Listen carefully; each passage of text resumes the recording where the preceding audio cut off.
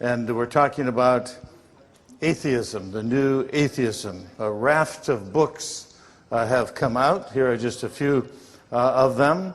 The Atheist Manifesto, God is Not Great, The God Delusion, God a Failed Hypothesis.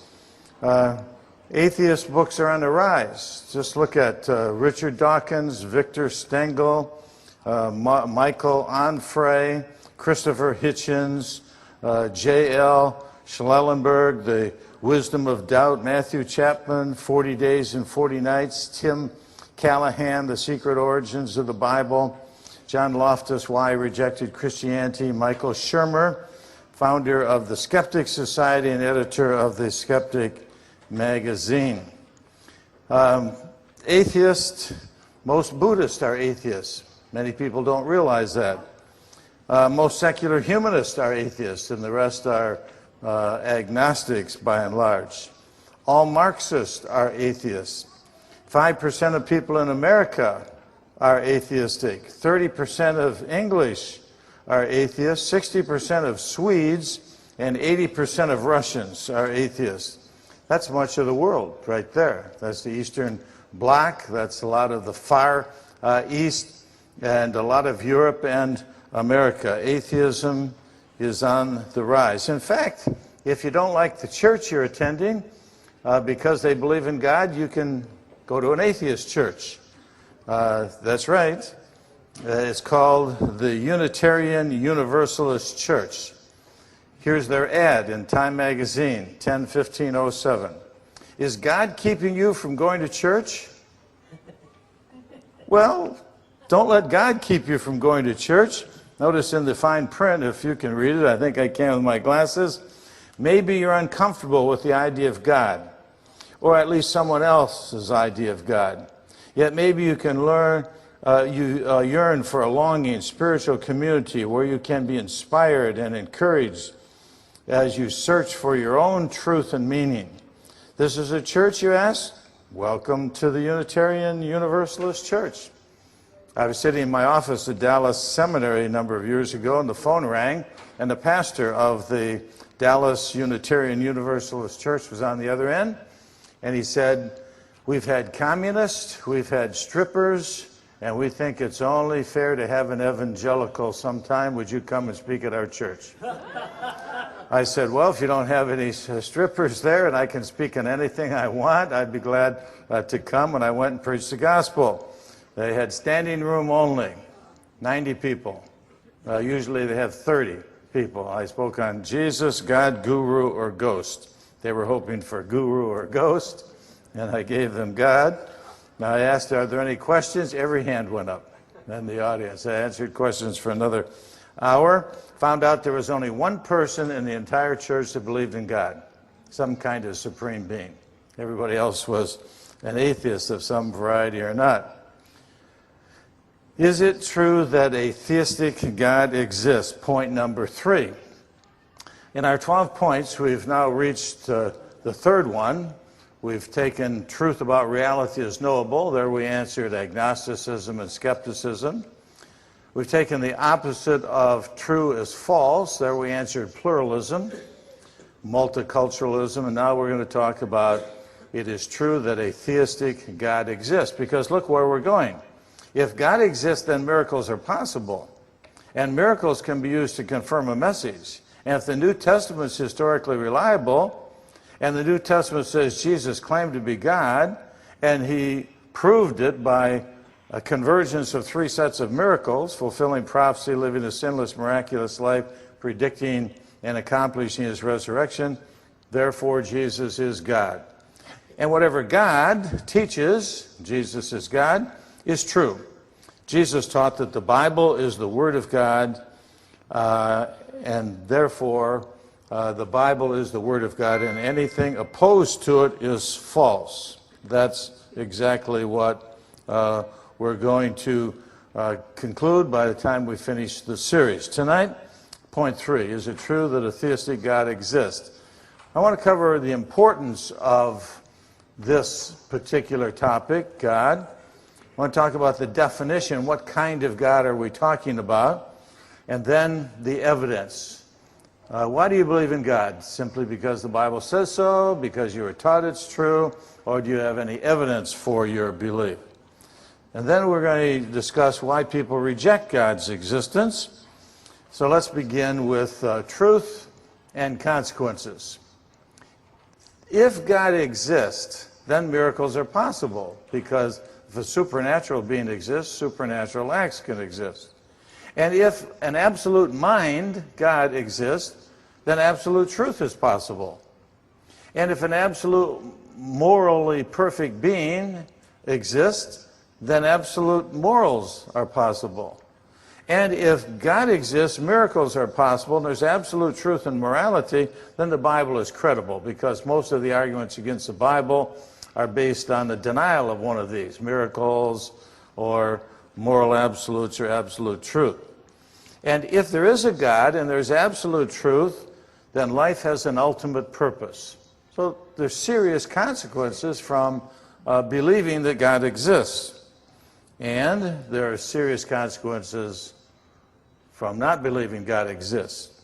Because if God doesn't exist, miracles can't be possible. Can't have an active God unless you have a God who can act. There is no absolute truth. There are no absolute moral laws because there's no absolute moral lawgiver.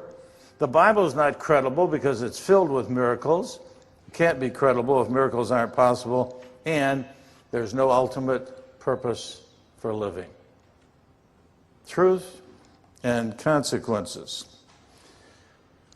Bertrand Russell claimed to be an atheist. Karl Marx said an atheist, he claimed to be an agnostic, and Karl Marx said an agnostic is nothing but a gutless atheist. Said this. Now listen, this is probably the most eloquent statement of an atheist worldview ever made by one of the greatest atheists/agnostics who ever lived. Man is the product of causes which had no prevision of the end they were achieving. His origin, his growth, his hopes and fears, his loves, his beliefs are but the outcome of an accidental collocation of atoms. All the noonday brightness of human genius are destined to extinction in the vast death of the solar system. And the whole temple of man's achievement must inevitably be buried beneath the debris of a universe in ruins. Only within the scaffolding of these truths, only on the firm foundation of unyielding despair, can the soul's habitation henceforth be safely built. How would you like that as a philosophy of life? But if there is no God, that's exactly right. That's exactly right. He hit it on the head, and he did so eloquently. What kind of God are we talking about? We're talking about a theistic view of God, the God of Genesis 1:1, who is super powerful, so super powerful he made the world out of nothing. A God who is super intelligent, so intelligent that he planned this whole universe and all the complexity of human life. He's morally perfect, and so he's given us a moral law by which to live. He's the creator of the entire world, a supernatural being who can intervene in the world because he made it and he can intervene in it. In other words, we're talking about a theistic God. Theism is the belief in a super powerful, super intelligent, morally perfect creator of the world who can do miracles. That's the God of the Bible, and we want to ask the question, is there any evidence that the God of the Bible exists? But before we do that, let me distinguish this view from 6 other false views of God that are floating around that people hold in one form or another. Theism is the belief in an infinite, personal creator who exists beyond the world and who can intervene in it. Deism, which by the way some of our founding fathers held, Thomas Jefferson was a deist, Benjamin Franklin was a deist, Voltaire was a deist. He wasn't one of our founding fathers, but he was French deist. It's theism minus miracles. God made the world but doesn't monkey in it. God is beyond the world, but he's not in the world. God can bring the world into existence, but his hands are tied by the laws he made, and he doesn't perform miracles. Finite Godism, the word finite meaning limited. A God exists who is limited in power and or perfection. That's Rabbi Kirshner's God. Remember, when bad things happen to good people. God can't do any better than this, so forgive God and go on and live your life. That's exactly what he said.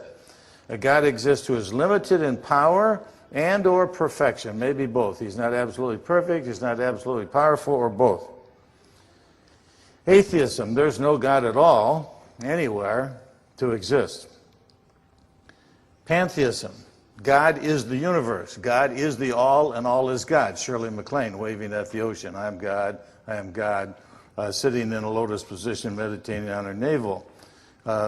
Pantheism, Hinduism, Christian Science, many views hold this. Panentheism, that's not a misspelling, and I'm not stuttering.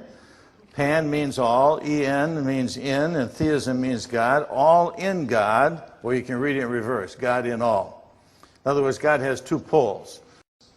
Panentheism, that's not a misspelling, and I'm not stuttering.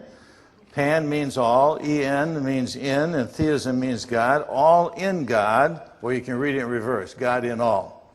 In other words, God has two poles. The universe is one pole of God, and then beyond the universe, there's an eternal potential. So he has a potential pole and an actual pole, and the actual universe is changing. It's also called process theology. Alfred North Whitehead, Schubert Ogden, John Cobb, and a number of people like that. It's mainly held by liberal churches and Christians taught in a lot of Methodist seminaries. Polytheism, many limited gods exist in the world. Mormonism is polytheism. Also, Wicca is polytheistic.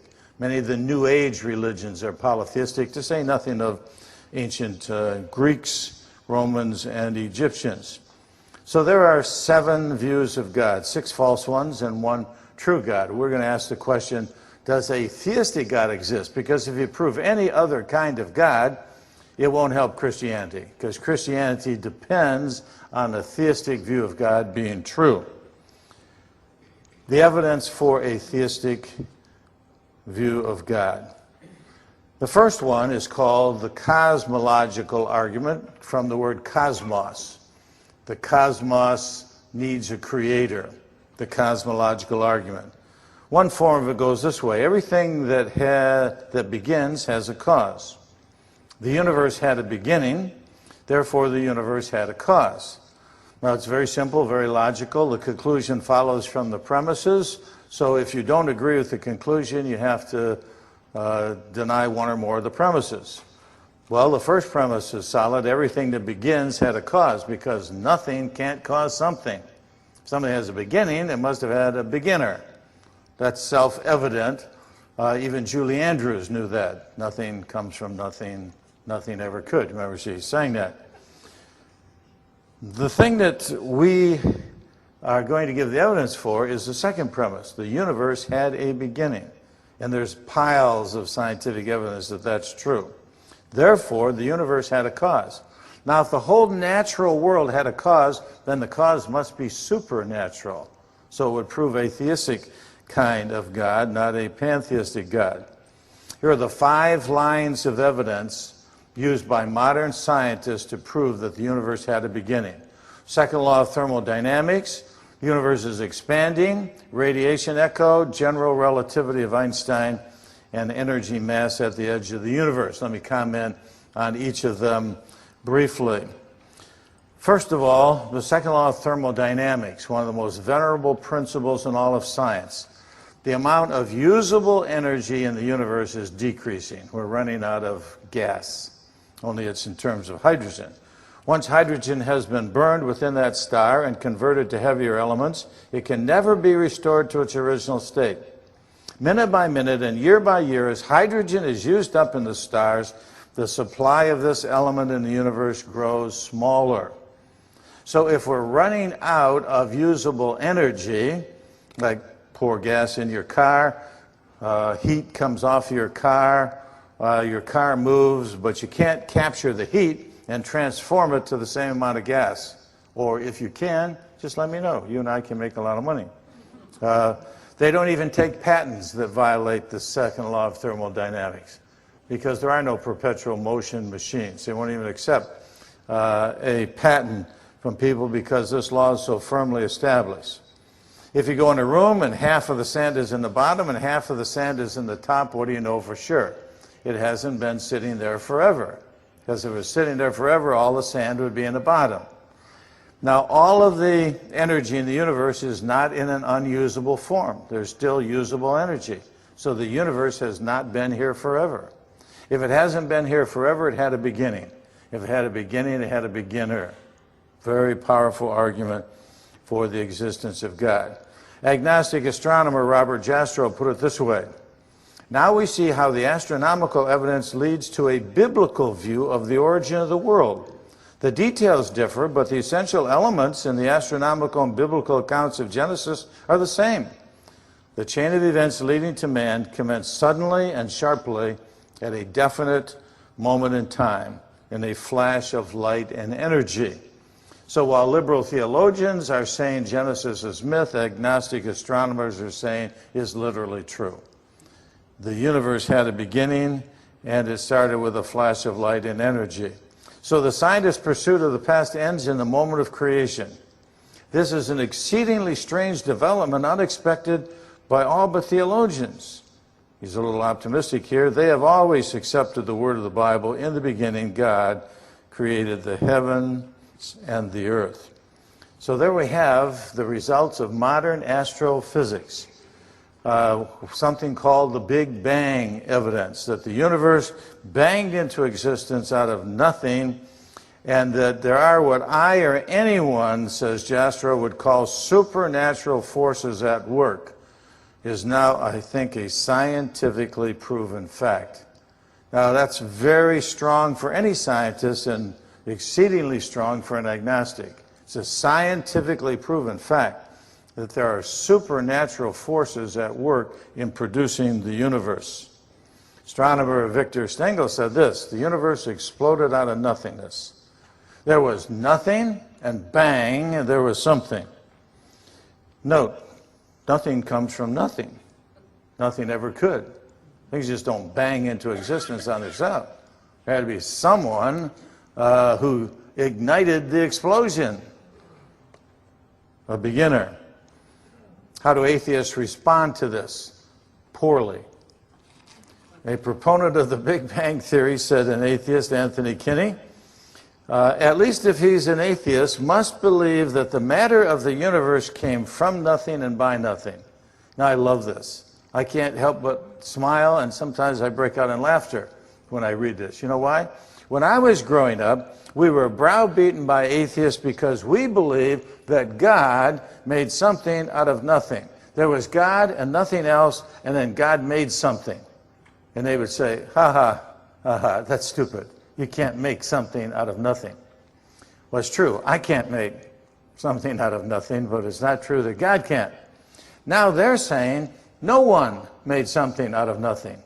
To which I say, ha ha, ha ha, ha ha. What's more stupid, to believe someone made something out of nothing or no one made something out of nothing? The atheist is reduced to the ultimate absurdity. Everything that begins has a cause. The universe had a beginning, therefore the universe had a cause. Second argument is called the teleological argument, from the Greek word telos, which means design. This is the argument from design. And we'll take the first form of it, which comes from the anthropic principle. Anthropos for man, the Greek word for man.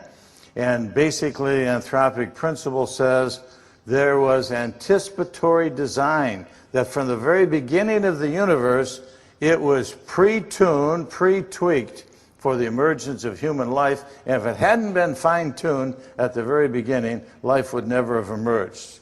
So the argument goes as follows. Anticipatory design shows an ultimate intelligent designer, shows advanced planning.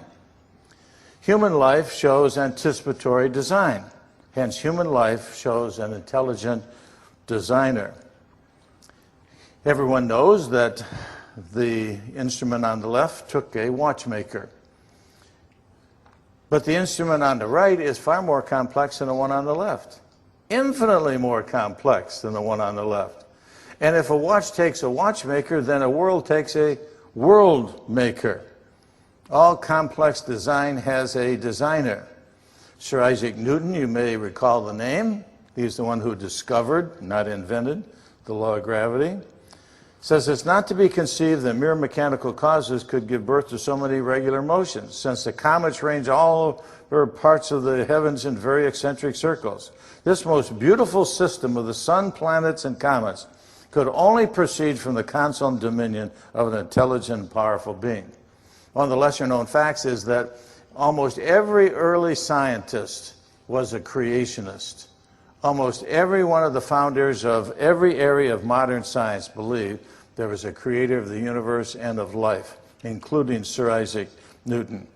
He says it couldn't have happened any other way. Robert Jastrow, being interviewed in Christianity Today, said this: the anthropic principle is the most interesting development next to the proof of the creation, and it's even more interesting because it seems to say, get this, that science itself has proven as a hard fact that this universe was made, was designed for man to live in. It's a very theistic result. There's that word, a theistic God. Why? Because before the universe banged into existence, there must have been an intelligent being who brought it into existence, who fine-tuned all of the elements and factors that would ultimately bring about human life. What are some of these? What are some of these? 21% of the oxygen in the air is just right for human life. Any more, the world would burn up. Any less, you'd suffocate. Gravitational force is perfect for life. If it were greater, you wouldn't even be able to lift your leg up to take a step. If it were less, you might fly off into space. The distance from the sun provides the right heat for life. Any closer, we'd burn up. Any colder, we'd freeze. Any farther away. The expansion rate of the universe. The universe is expanding, and the expansion rate of the universe is exactly right to make life possible here on Earth. The thickness of the Earth's crust, which, by the way, to give you a sense of insecurity when you go to bed tonight, is about the size of the skin on an apple. That's all the thicker the Earth's crust is.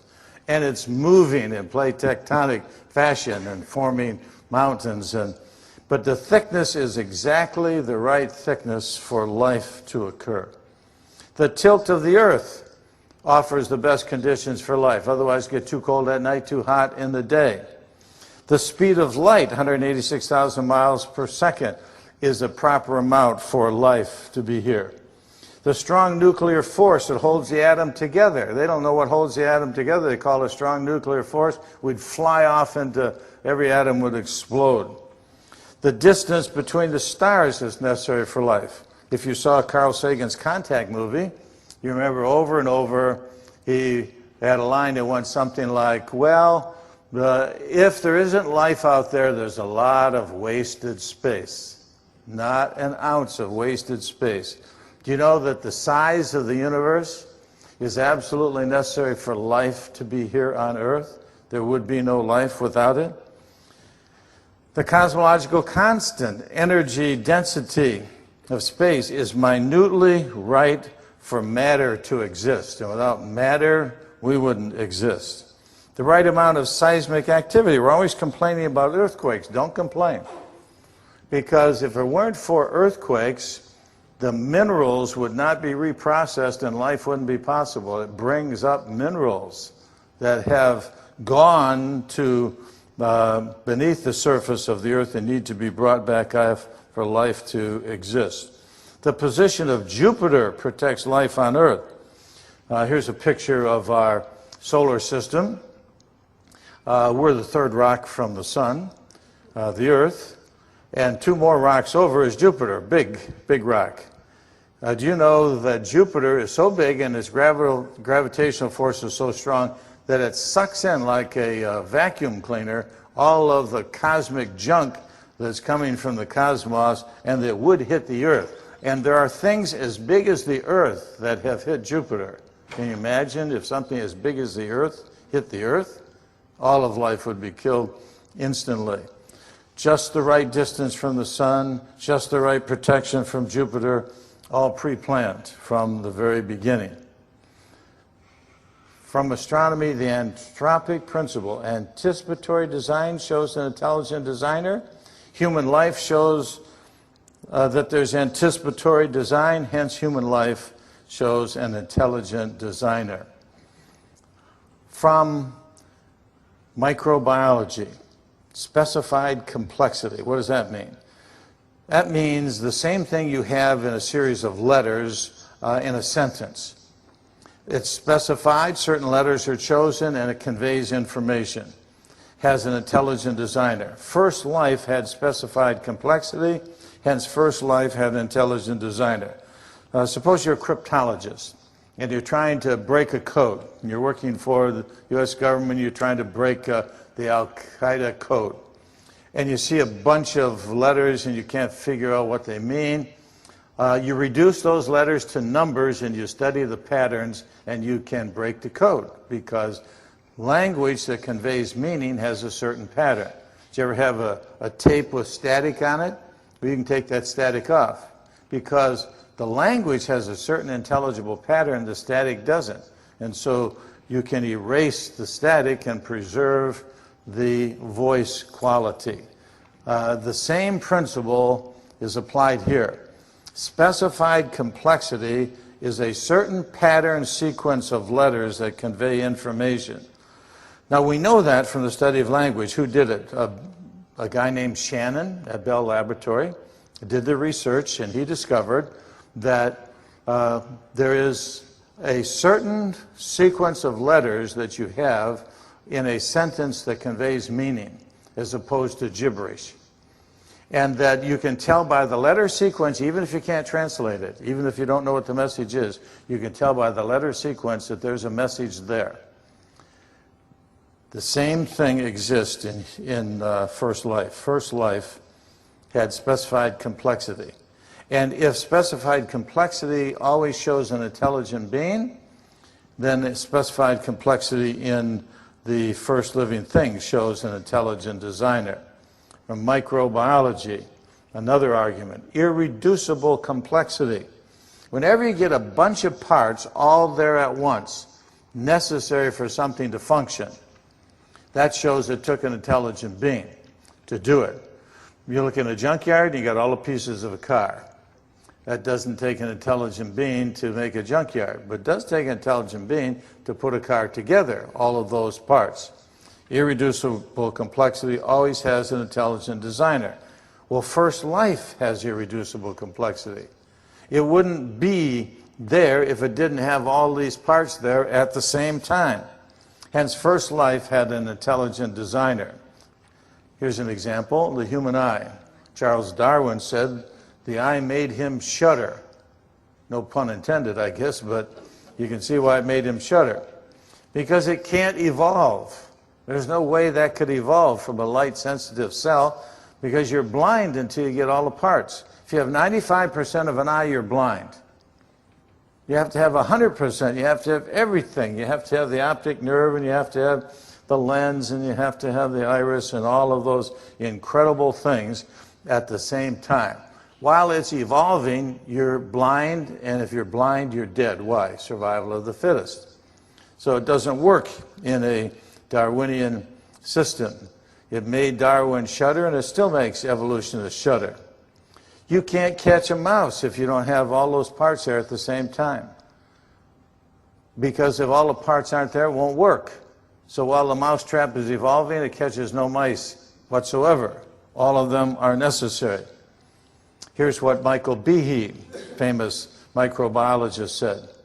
No one at Harvard University, no one at the National Institutes of Health, no member of the National Academy of Sciences, no Nobel Prize winner, no one at all can give a detailed account of how the cilium or vision or blood clotting or any complex biochemical process might have developed in a Darwinian fashion.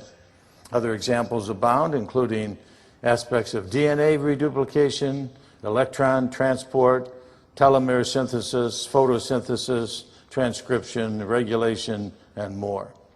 And he put the challenge out there, and it has never been met. No one has ever shown a detailed step-by-step process by which these complex things could have, let alone did have, evolved.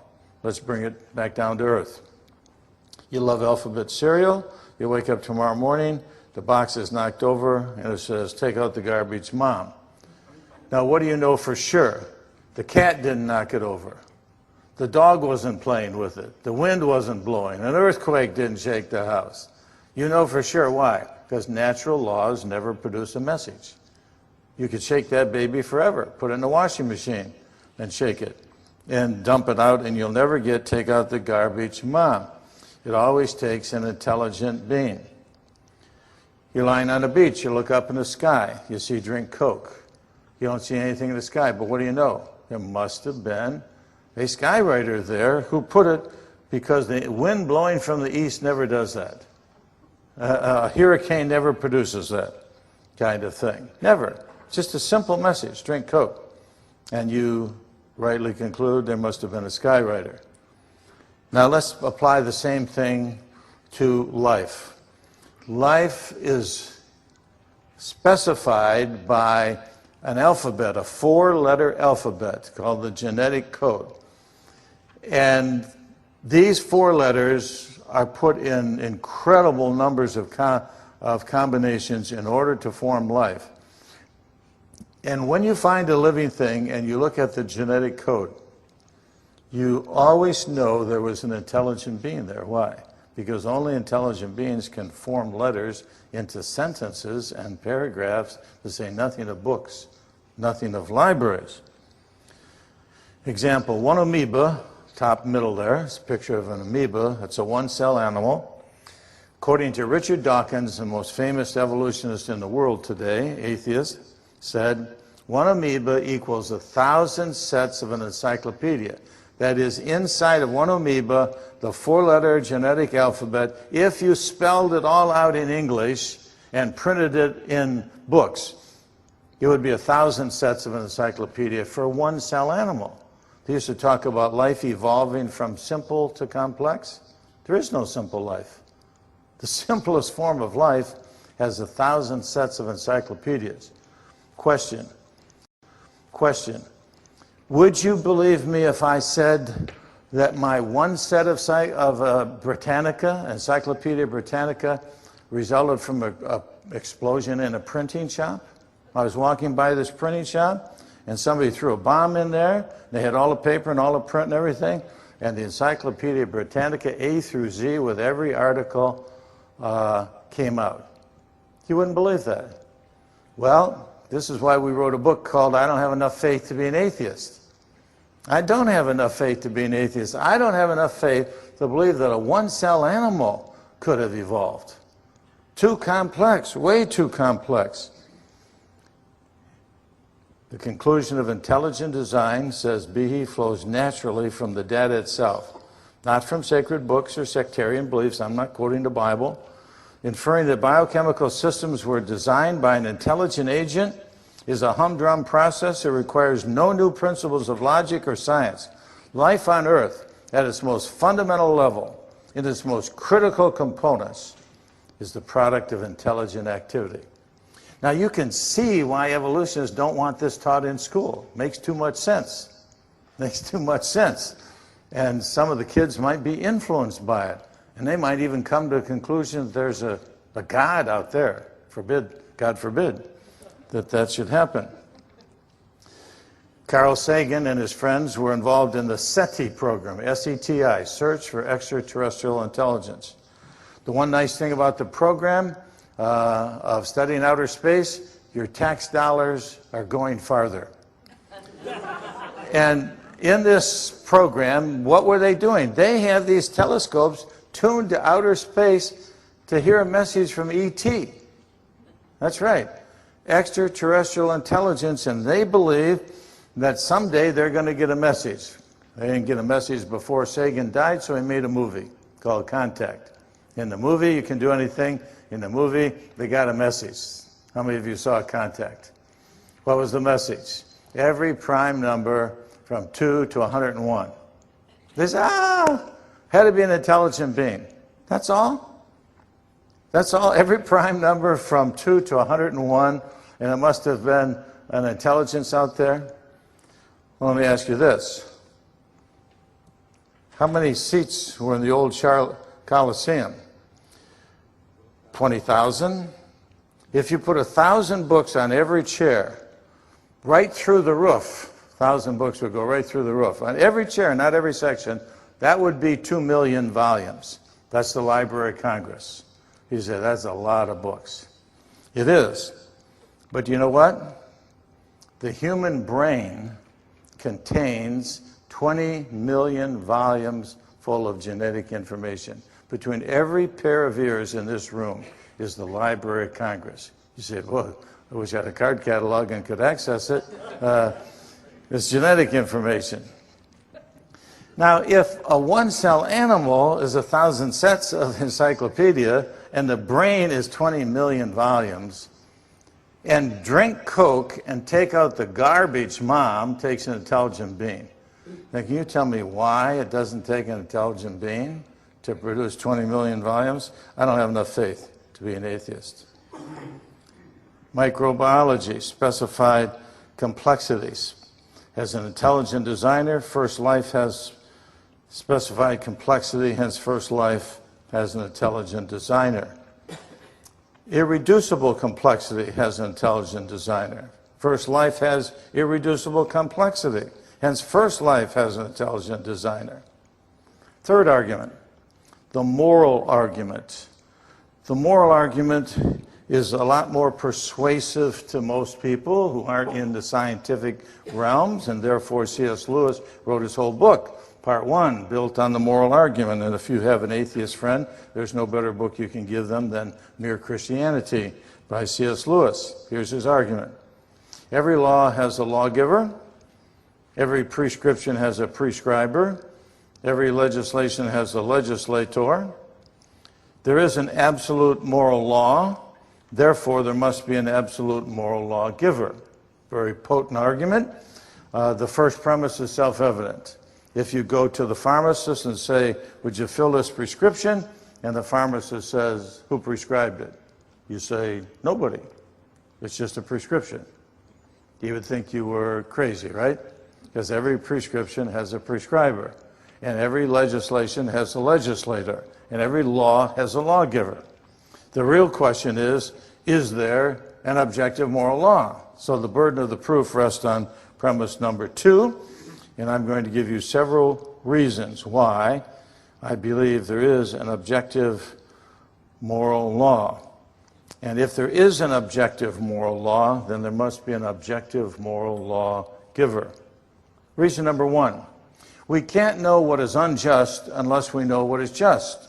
C.S. Lewis was an atheist, as I said in the previous lecture. As an atheist, my argument against God was that the universe seemed so cruel and unjust. But how had I got this idea of just and unjust? Man doesn't call a line crooked unless he has some idea of a straight line. How would you know that line is crooked on the bottom of the page unless you knew what straight meant?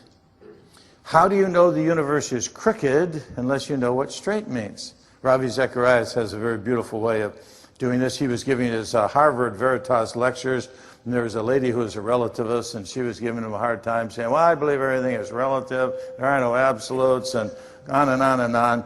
And Ravi, in his typical suave, his typical Indian suave, said to her, ma'am, maybe we can get to the heart of this. Let me just ask you one question, if you don't mind. Is there anything wrong anywhere? Is there anything wrong anywhere? Now, if she said yes, then she believed that there was a moral law. How would she know it's wrong if she didn't have the standard for right? If she said no, then she could never again complain about any injustice or intolerance or bigotry in the world. If there's anything wrong anywhere, there must be an objective moral law. Otherwise, it's not really wrong. It's just your opinion, your feeling. Doesn't make any difference. I feel differently. Argument number 2. Absolutes are undeniable. Try saying, I'm absolutely sure there are no absolutes, and you'll see why. You should never say never. Or you should always avoid using the word always. Joseph Fletcher, the father of situation ethics, in his book by that title said, we should always avoid always and never use never and absolutely avoid absolutes. And then he went on to say, there's only one absolute love. Well, how do you get that? I thought we weren't supposed to use words like only or never or always. And then he went on to say, no unwanted baby should ever be born. Well, I thought you told us not to use words like no. See, everybody has absolutes. You can't avoid them. They're literally unavoidable. Third, moral comparisons demand an objective moral law. And yet, everyone makes moral comparisons. In every culture, everywhere in the world, people make moral comparisons like we make this one. Mother Teresa is better than Hitler. But how do we know? I'll tell you how. Which one would you want to babysit your children? Mother Teresa is better than Hitler. We know that. But you can't say something is better unless you know what best is. Because better is compared to best. Otherwise, it's just different. It's not better. 4, liberals say the world is getting better. Conservatives say it's getting worse. Neither a liberal nor a conservative can say either one if there's not an absolute moral standard. Because how could we say civilization is getting better unless we had a standard outside of civilization by which we're measuring it? Or worse, doesn't matter. True progress or regress demands an absolute standard. Suppose you're sitting at a red light, probably happened to you. You look over and the car next to you is moving back. Or are you moving forward? You don't know which, right? So you usually go for the brake. What if the brake isn't working? Now who's moving? Well, you look for a tree. What if the tree's moving? See, something's got to ultimately be standing still in order to measure which direction you're going. There's got to be some yardstick there. You couldn't even measure change unless you had something unchanging. In the ancient world, there was a man named Heraclitus. Heraclitus said, no one steps into the same river twice. Why? Well, it's different drops of water, different leaves, different twigs, different fish. You never step into the same river twice. And people have developed what's called the flux philosophy based on that all of life is changing, nothing is absolute. But they don't read carefully what Heraclitus said. Heraclitus said, I know there is change because beneath the change there is an unchanging logos. In the beginning was the logos. There was an unchanging logos by which I can measure the change. 5, everything can't be relative. Because it can't be relative to what's relative to what's relative to what's relative. It must be relative ultimately to what's not relative. Even Einstein's theory of relativity, now I don't know too much about it except a poem. There was a young lady named Light who traveled much faster than light. She started one day in a relative way and returned the previous night. But I do know this, that Einstein did not believe everything was relative. He believed in 2 absolutes. One, the speed of light in the physical universe, and the other one, God, the absolute spirit, by which everything else is measured. 6, moral disputes call for an objective standard outside the dispute. This is where C.S. Lewis begins in his book, A Mere Christianity. A couple of people arguing. Now, if there is no objective law, remember this. There has been no meaningful moral dispute in the whole history of the world. No one ever has had any meaningful moral dispute because it was all relative. It's inconceivable that the people who say Hitler is right and Hitler is wrong, that there's no meaningful standard by which we can measure it. The Taliban is right or the Taliban is wrong. You got to have a standard. Lewis put it this way, the moment you say that one set of moral ideas can be better than another, you are in fact measuring them both by a standard saying that one of them conforms to that standard more nearly than the other. But the standard that measures two things is something different from either. That argument, that value, this value, you have to have something by which you measure them. 7, we don't invent the moral law any more than we invent mathematical or physical laws. No one invented 3 + 3 is 6. Newton didn't invent gravity, he discovered it. In fact, Adam and Eve did when they dropped the apple. Didn't go right, didn't go left, didn't go up, it went down, right? No one invents mathematical laws, no one invents physical laws, and no one invents moral laws. In fact, I wish I could invent moral laws, because every time I'm inconsistent, every time I don't do to someone else what I want them to do to me, what hits me over the head? The golden rule, right?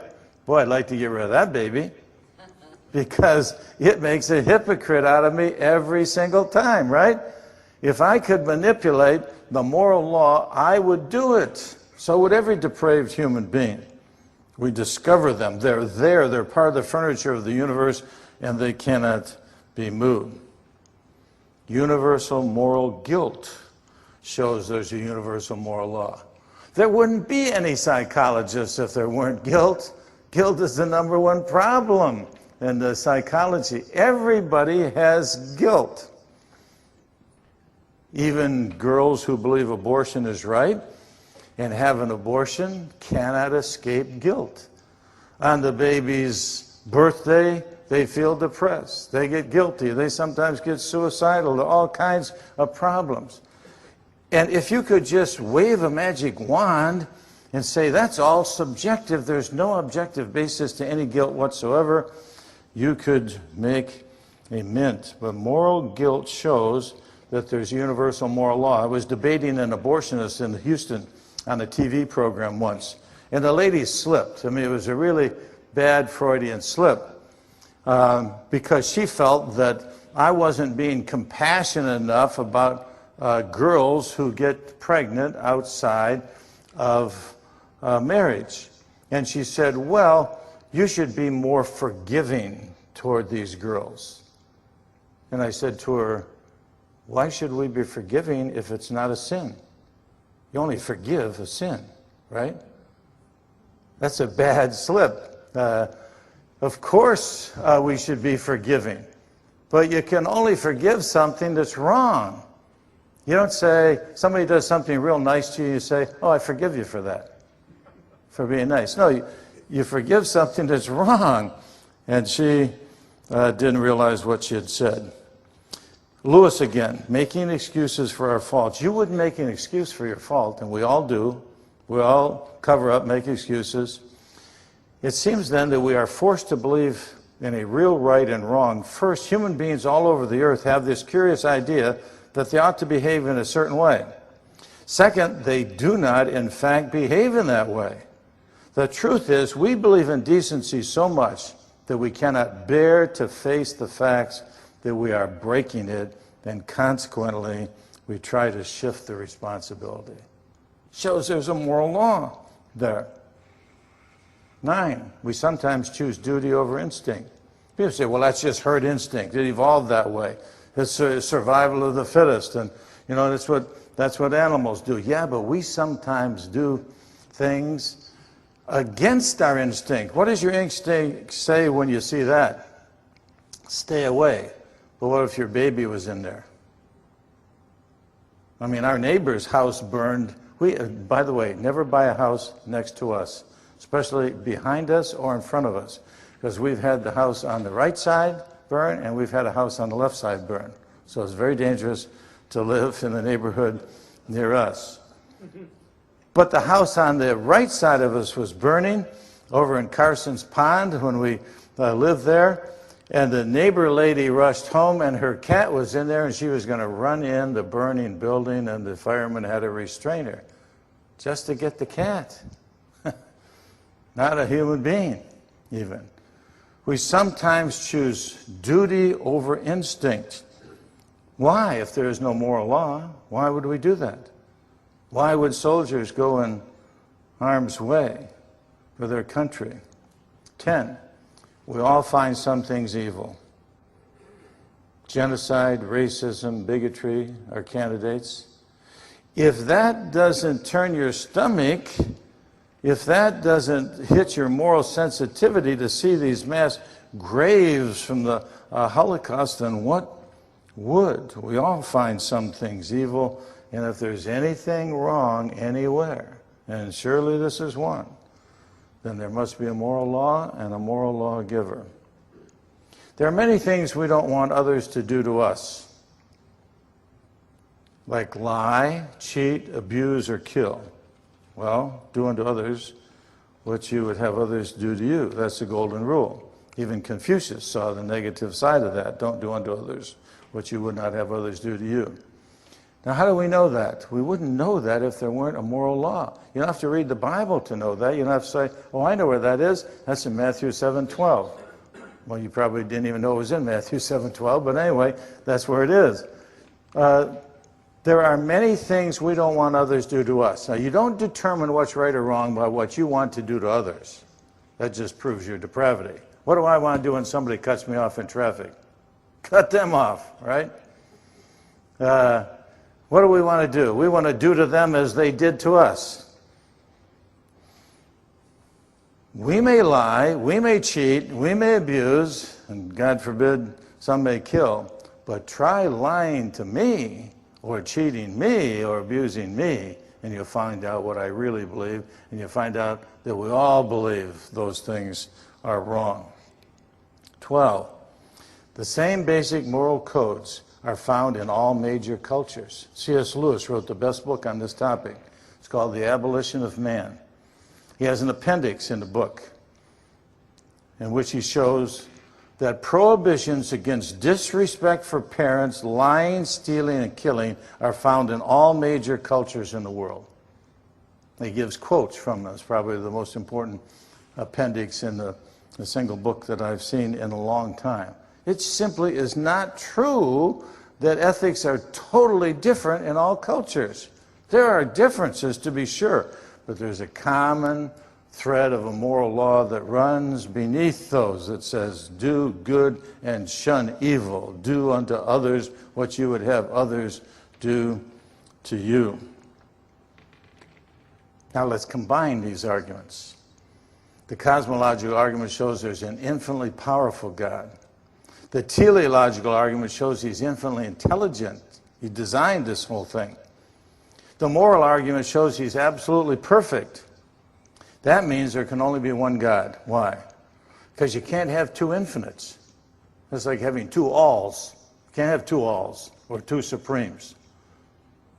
And you can't have two morally perfect beings. Why? To have two beings, one would have to differ from the other. If they didn't differ, they'd be identical. To differ, one would have to lack something the other one had. But if it lacks some moral perfection, it's not absolutely perfect. You can only have one absolutely morally perfect being. You can only have one infinite being.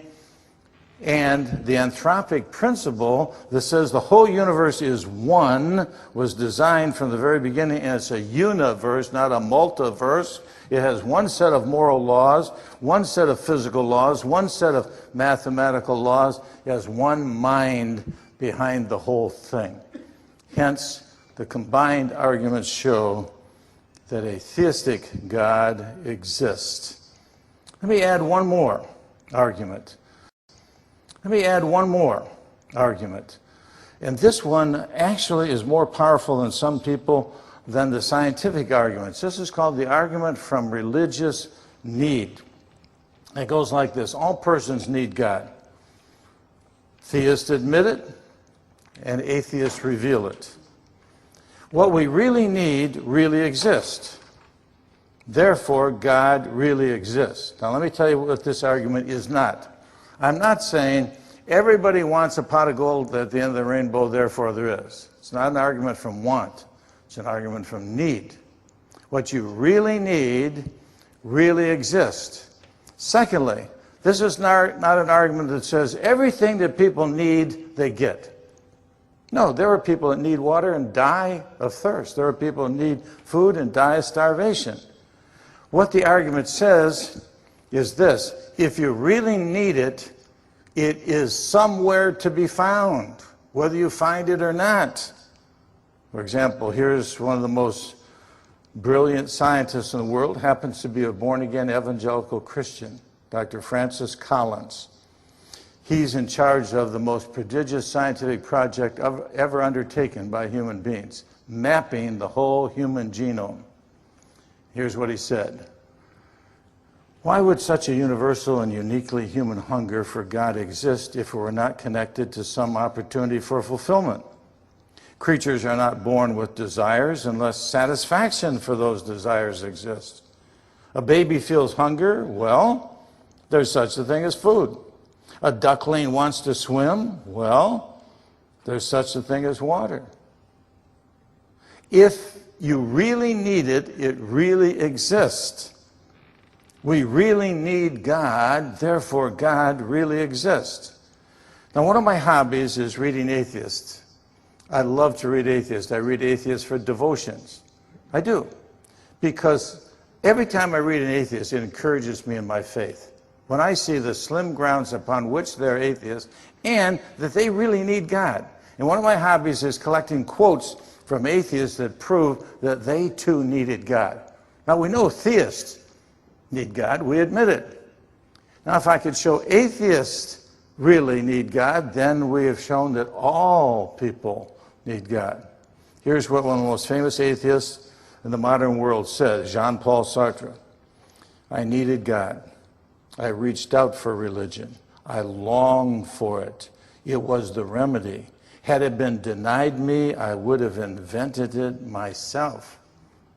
Not bad for an atheist. I really needed God. Sigmund Freud on God. He admitted it would be very nice if there were a God in his book, Future of an Illusion.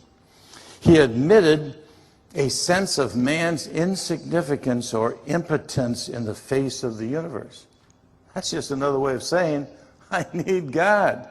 I'm powerless and impotent in the face of the all. He even referred to our God, Logos. He had a substitute God, Logos, in the Future of Illusion, pages 52 and 88. Paul Vitz. Now, here is a man who was a converted Freudian psychologist. He's a born-again Christian. He wrote a book, The Psychology of Atheism, The Faith of the Fatherless, in which he showed, by doing a Freud on atheism, in which he showed that the father, the need for a father, is not something we conjured up. It's something that's really there. And all of the great atheists he shows in this book had a defective father image. They either didn't have a father, or their father died when he was young, or had a dysfunctional father, and he goes through. And here's what he said about Freud's argument that Christianity is an illusion. Nowhere did Freud publish a psychoanalysis of the belief in God based on clinical evidence. Nowhere. Provided by a believing patient. Instead, there is now much research showing that a religious life is associated with greater physical health and psychological well-being. Just to the contrary, religion isn't a crutch. It isn't a cosmic Linus blanket, a heavenly comforter, something we need, something that we wish to be true. It's something we need. We actually need God. Nietzsche was the one who said God is dead. God remains dead, and we have killed him. But notice what he said in the next line. How shall we, the murderers of all murderers, comfort ourselves? Now that we've killed God, what do? Where do we get our comfort? Last week we were talking a little bit, and the question and answer appeared about the problem of evil. And I pointed out that there were three things. I never got to the second and third one. There are three reasons why evil doesn't eliminate God. It really calls for God. It calls for God as a moral standard by which you can judge evil, but it also cries out to God for help while we're going through the suffering. Who can help us? I'm going to give you more quotes here showing that these great atheists cried out for God in suffering. They needed a God and didn't have it. And the greatest atheist who ever lived, this guy right here, Friedrich Nietzsche, said this: I hold up before myself the images of Dante and Spinoza. They both believed in God, who were better at accepting the lot of solitude. What do you do when you get lonely? I hold up their images. Of course, their way of thinking compared to mine was one which made solitude bearable. They were believers and they could bear the solitude. And in the end, for all those who somehow still had a God for company, I hold this image up before myself. Then he said, my life as an atheist now consists in the wish that it might be otherwise, and that somebody might make my truths appear incredible to me. If that isn't a crying out for God, then look at this. In Thus Spake Zarathustra, he wrote a poem to the unknown God. Remember Paul in Acts 17 preached a sermon on the unknown God? And here's Nietzsche praying to God. Thou lightning-shrouded one, unknown one, speak. What wilt thou, unknown God? To the last of all that are lonely, oh, come back. His father was a pastor. His father died when he was young.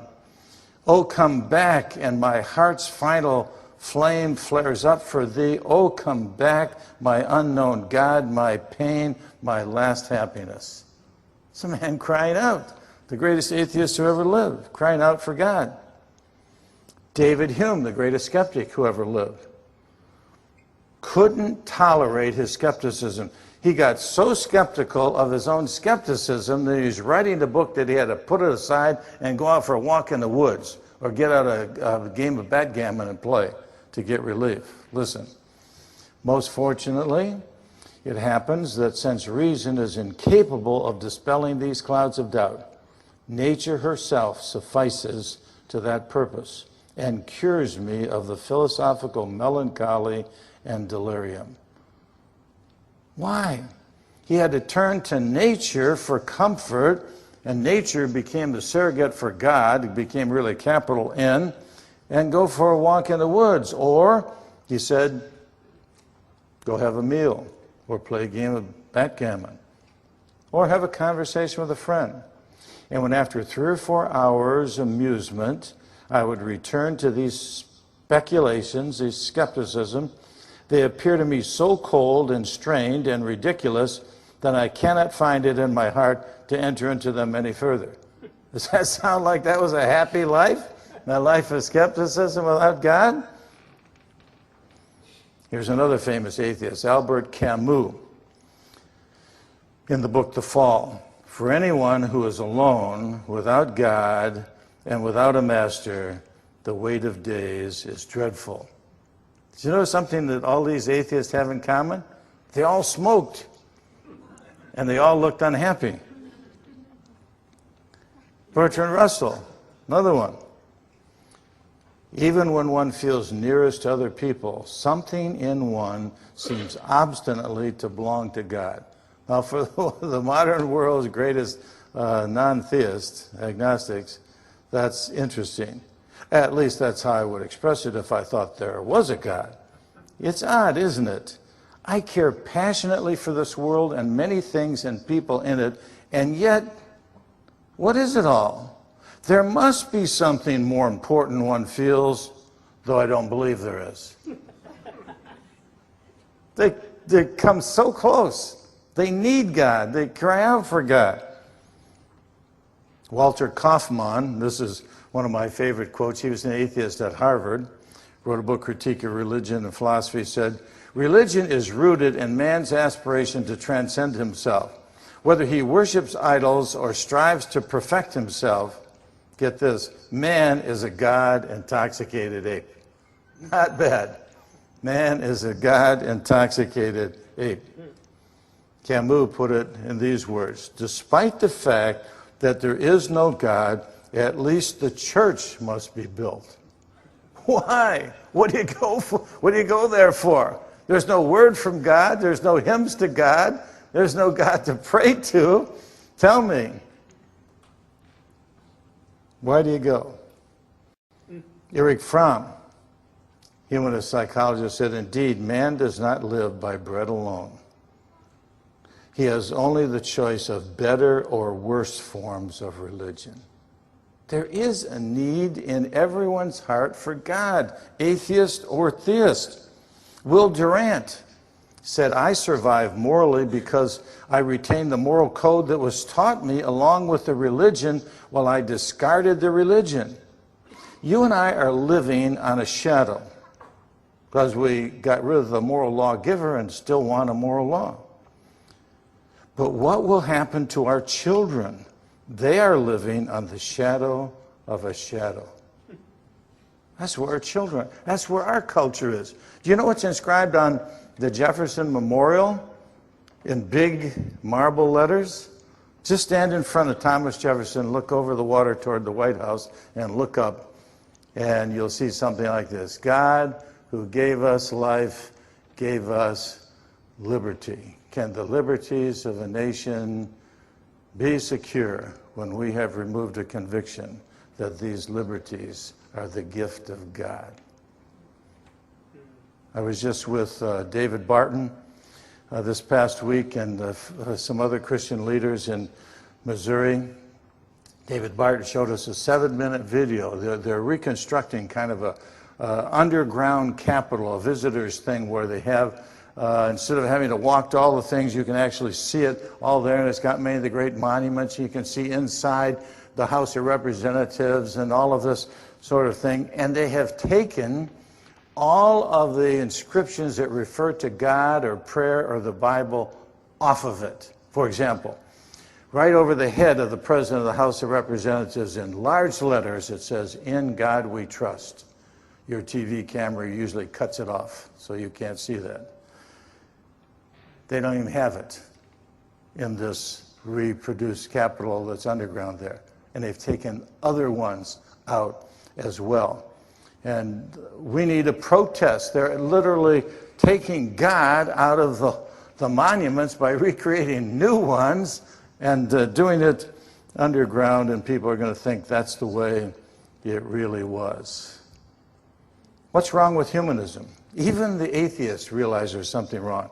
The British Humanist magazine charges that humanism is almost clinically detached from life. These are humanists talking about humanism. It recommends that they develop a humanist Bible, a humanist hymnal, 10 commandments for humanists, and even confessional practices. In addition, the use of hypnotic techniques, music, and other psychological devices during humanist services would give the audience that deep spiritual experience, and they would emerge refreshed and inspired with their humanist faith. They want a humanist Bible, humanist 10 commandments, and humanist hymns. So I wrote a couple songs for them. Plato, lover of my soul. No one ever cared for me like Socrates. Or my hope is built on nothing less than Jean-Paul Sartre and nothingness. If they need a few more, I will stir up my creative mind to make some more hymns for them. Durant said, atheism is the shadow of a shadow. Nietzsche said it's not bearable. Huxley said it's intolerable. Camus said it's dreadful. Sartre said it's cruel. And Hume said it leads to delirium. That's what atheists think of the atheist's life apart from God. The main point, atheists say with their lips that there is no God, but they show with their lives that there is a God. They can't avoid him. We cannot get rid of God. Those who deny God with the top of their minds, nevertheless cannot avoid him in the bottom of their hearts. And you can say all you want about the revival of atheism, a big bunch of books that are coming out by atheists. They all need God in the bottom of their hearts. They're just denying him in the top of their minds. Erich Fromm said, the need for an object of devotion is deeply rooted in the condition of human existence. It's part of our very essence, made in the image of God. Camus said, nothing can discourage the appetite for divinity in the heart of man. Well, then why do people reject God? Final point. You can lead a horse to the water, but you can lead the horse to the water. I gave you a good cosmological, good teleological, good moral argument. I gave you argument from need. Gave 4 powerful arguments put together for why there is a God and why we need him. But you can lead a horse to the water, but you can't make him drink. Just look at the reaction of some scientists to the evidence that the universe had a beginning and therefore maybe a beginner. Eddington said, philosophically, the notion of the beginning of the present order of nature is repugnant to me. Now, why should a scientist who is supposed to be cool, collected, and calm, and just looking for facts, why should he say that's repugnant? It's true. I should like to find a genuine loophole. Why? Because it points back to a creator. Einstein said, and he was a pantheist before the evidence for the beginning of the universe came along, God is all and all is God. This circumstance of an expanding universe irritates me. To admit such a possibility seems senseless. Why? Because I believe in Spinoza's pantheistic God who reveals himself in the orderly harmony of what exists. Because if you're a pantheist, it would be repugnant to have a beginning because you'd have a God that had a beginning. You find out the universe isn't God. It's a creature. It's not the creator. Robert Jastrow hit the nail on the head. There is a kind of religion in science. It's the religion of a person who believes that there's order and harmony in the universe. There is no first cause. This religious faith of the scientists is violated by the discovery the world had a beginning under conditions in which the known laws of physics are not valid and is a product of forces or circumstances we cannot discover. When that happens, guess what? The scientist has lost control. God is sovereign and I'm not. Whoa, can't let that happen, right? Other reactions. Julian Huxley said, for my own part, the sense of spiritual relief which comes from rejecting the idea of God as a supernatural being is enormous. He even admitted on national TV that he was an atheist evolutionist because he didn't want to change his sexual practices. Well, if there's a God and he has a moral law, then you're going to feel a little uncomfortable, right? In doing that kind of thing. Friedrich Nietzsche said, if one were to prove this God of the Christians to us, we should be even less able to believe in him. Well, think about that for a moment. Any rational person, if you prove it to them, should be even more willing to accept it, right?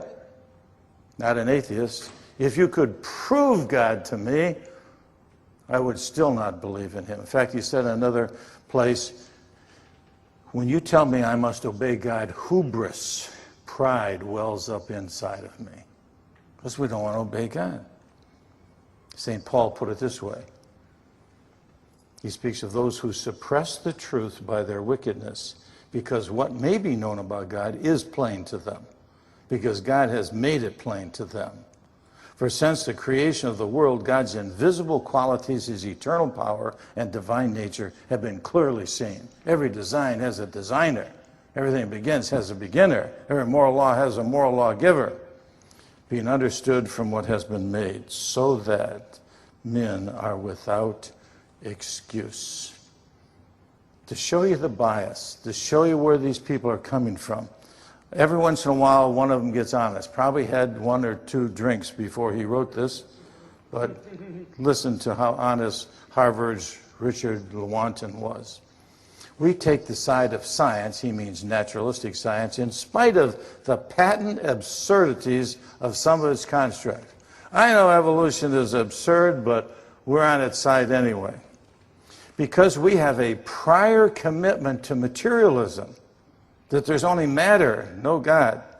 It's not that the methods and institutions of science somehow compel us to accept a materialistic explanation of the phenomenal world, but on the contrary, we are forced by our a priori, before looking at the facts, prior to looking at the facts, adherence to material causes. Moreover, that materialism is absolute, here it is, for we cannot allow a divine foot in the door. That's why we cannot allow intelligent design into our schools.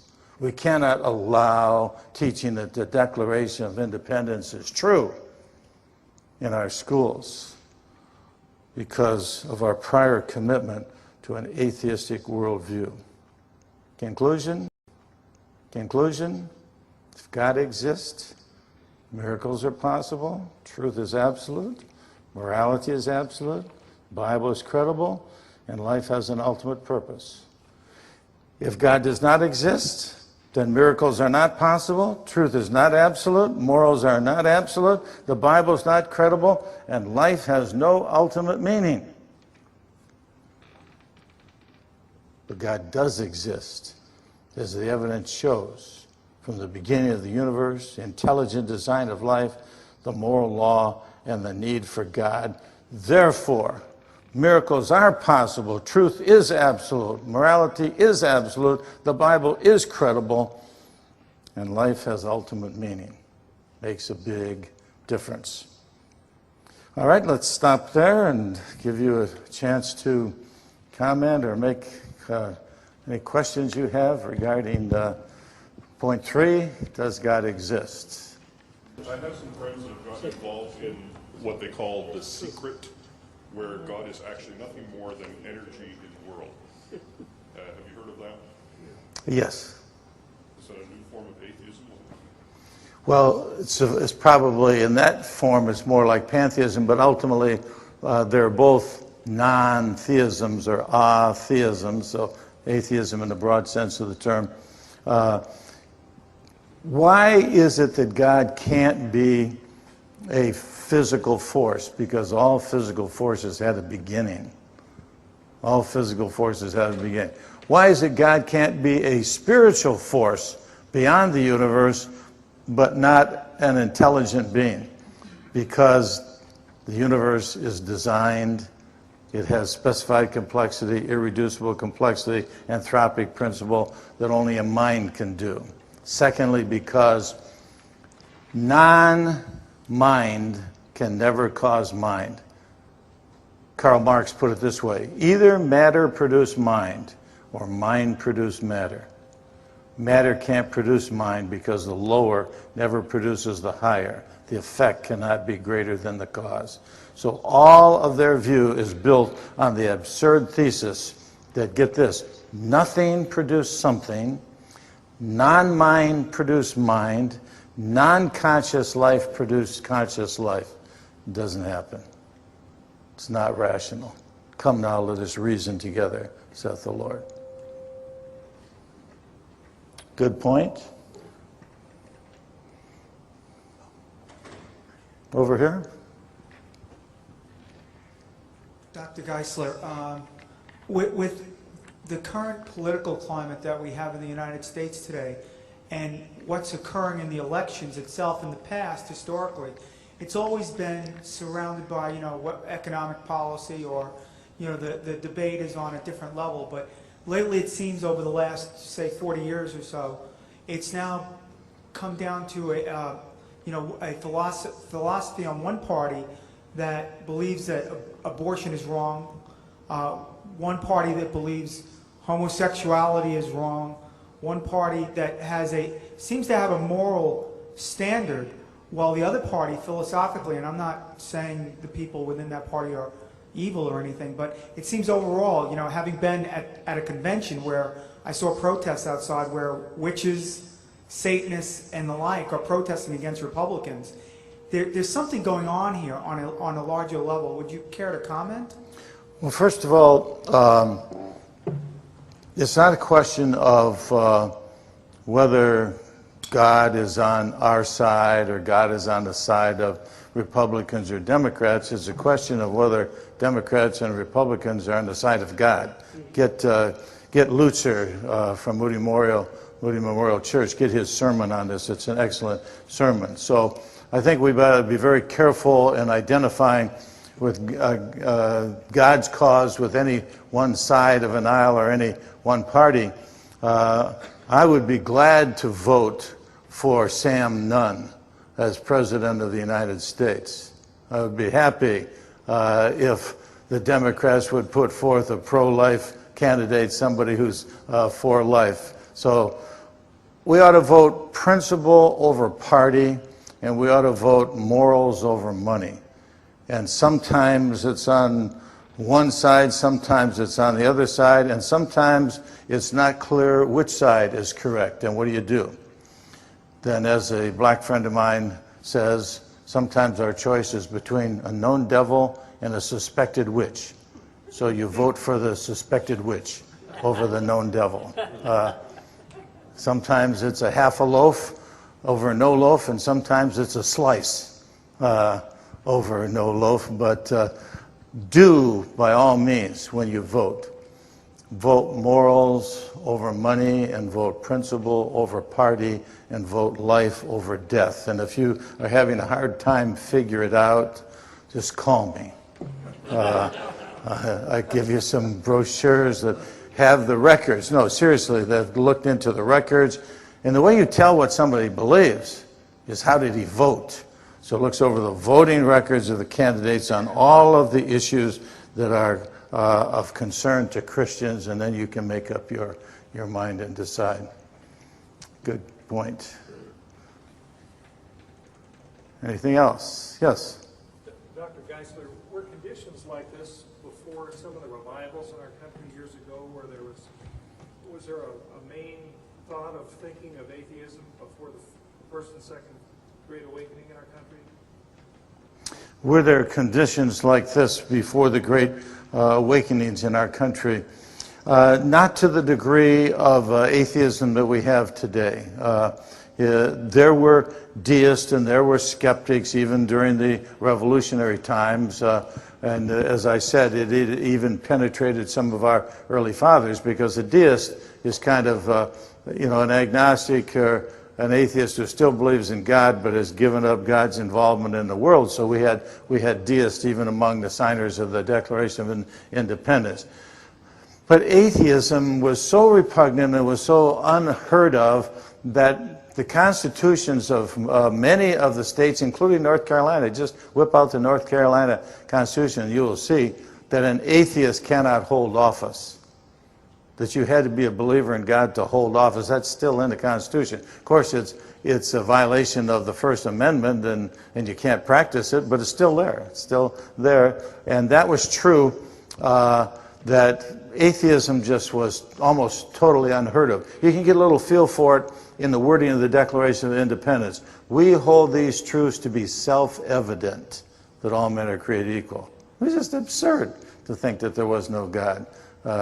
So no, not to the degree that we have it today. Anything else? All right, let's pray. Father, we thank you for the privilege that we have to speak the truth, to be here tonight. There's nobody that has a gun pointed at our heads. There's nobody that can say that what we're doing is not in accordance with our Constitution.